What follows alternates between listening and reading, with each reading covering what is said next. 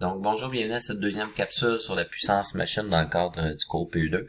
Donc on avait regardé en fait les deux formules. La première qui était la puissance requise à l'outil PC, qui est égale finalement au facteur, au paramètre KP finalement, qui est la puissance nécessaire en HP par pouce cube, qu'on doit parfois corriger avec le facteur C, qui est un facteur de correction pour l'avance, puis un facteur W, qui est un facteur de correction pour l'usure de l'outil, en fait, par rapport à l'angle de l'outil.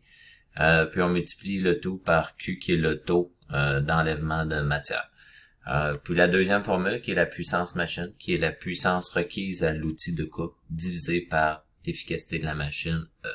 Donc on va aller voir les différentes tables qu'on retrouve dans le Machinery Handbook, table 1A, 1B, 2, 3, 4 et 5 pour réaliser ces formules-là. Peut-être juste avant d'aller voir ça, en fait, ici, à cette diapositive-là, on voit au niveau des différents équipements qu'on a au département TGM, des puissances machines, 3 chevaux vapeur dans le cadre du tour 13 pouces.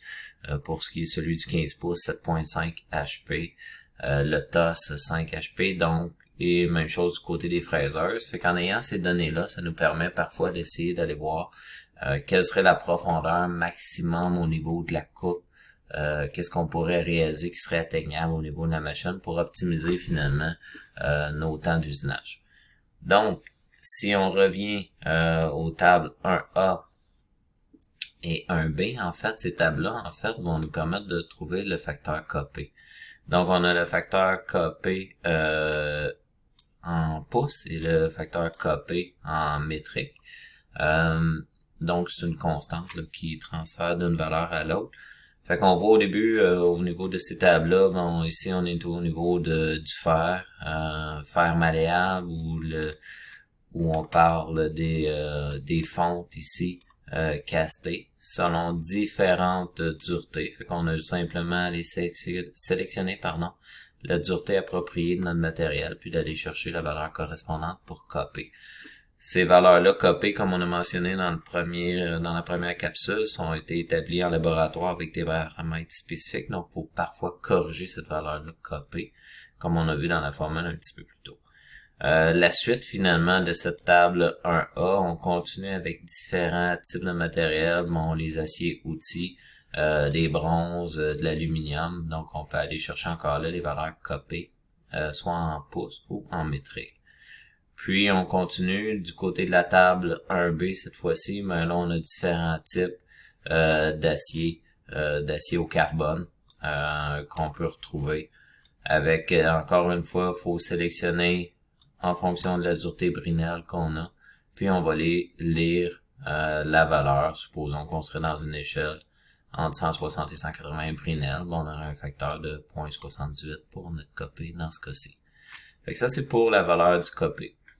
Lorsqu'on doit corriger le copé par la valeur par un facteur C, on voit en théorie, on avait vu quand on avait 12 millièmes par tour, en fait 12 millièmes par révolution dans le cas du tournage ou des millièmes par dent dans le cas du fraisage milling. Ben ici on a un facteur de 1, donc on vient pas modifier notre facteur copé trouvé dans les tables 1A et 1B. Mais si on déroge un petit peu de ça au niveau de nos vitesses d'avance, de notre feed, de notre avance, ben là, on va venir compenser avec un facteur C. Donc ça, c'est au niveau de la table 2. Maintenant, au niveau de la table 3, le facteur W de correction au niveau de l'usure de l'outil. Fait que là, on va aller voir nos différentes opérations, que ce soit du tournage ou du fraisage ou même des opérations de perçage, mais on peut aller voir finalement si c'est des petites coupes avec un usinage de finition ou de l'usinage normal ou de la semi-finition.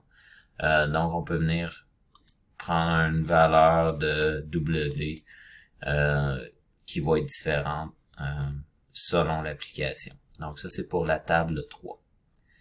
Les deux dernières tables qu'on a, on va regarder la table 5, en fait, qui complète finalement notre première formule. Parce qu'on a vu le KP, on a vu le C, on a vu le W, il nous reste la valeur Q, en fait, qui est le taux d'enlèvement de matière. La première formule, 12 VFD On l'avait vu dans le cas du tournage. On a une formule équivalente dans le système international qui est V sur 60 fois F fois D.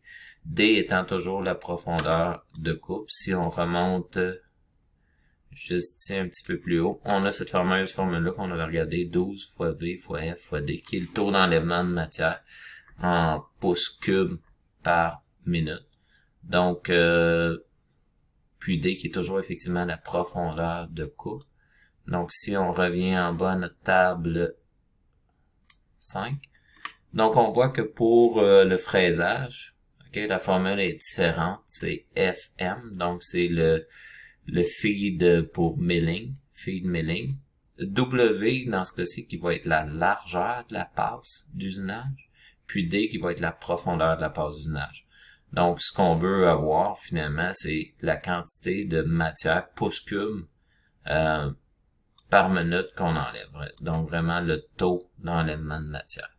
Donc, c'est ces formules-là qu'on va utiliser en fonction des paramètres qui vont être donnés dans les énoncés. Puis, pour terminer cette capsule-là, finalement, le dernier tableau, la dernière table qu'on a, c'est la table 4 du Machinery Handbook. Puis, pour toutes les tables, en fait, j'ai donné les références pour la 29e édition ou la 30e édition. Donc, au niveau du facteur E, ce qu'on a, en fait, c'est selon le type d'engrenage, donc l'efficacité de la machine. Donc, on va voir qu'un tour, par exemple, si on parle d'un tour ou d'une milling ou d'une fraiseuse, en fait, qui serait direct drive par courroie, avec une courroie belt, on a une efficacité de 0.9%, donc 90% d'efficacité.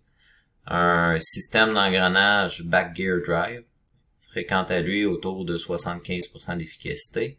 Gear head drive, on est entre 70 et 80% d'efficacité. Puis un système hydraulique finalement, HST hydraulique de 60% à 90% d'efficacité. Donc ça va être des paramètres qui vont être donnés soit en fonction directement du fournisseur ou dans l'énoncé du problème, ou en fonction du type de machine que vous avez juste à valider quel type de machine et venir sélectionner l'efficacité correspondante ou celle qui s'y rapproche le plus. Donc, ça complète la deuxième capsule. Dans la prochaine capsule, on va faire un exemple appliqué.